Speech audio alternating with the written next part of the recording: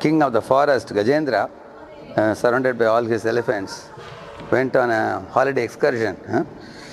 And there he went to the lake and he entered the waters and he wanted to delight in waters by splashing water around himself and all the relatives.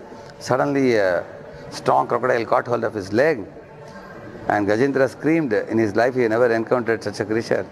And with all his power he tried to escape. He couldn't escape.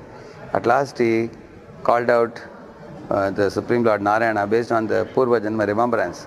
When he looked up, Lord Narayana was coming in the sky on the back of Garuda.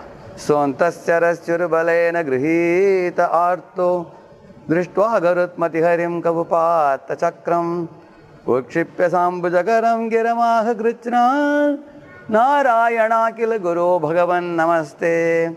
Narayana kila guru bhagavan namaste. Uttering this prayer, Narayana kila guru bhagavan namaste. The Guru of the whole universe, Narayana, I offer my obeisances to you. Saying like that, he picked up a lotus from the lake and offered it in Archana to the Lord. And Lord became very pleased and delivered Gajendra. You can see how even in the very Sankatamaya Paristiti, in very difficult situation, Gajendra did not fail to perform his devotional service.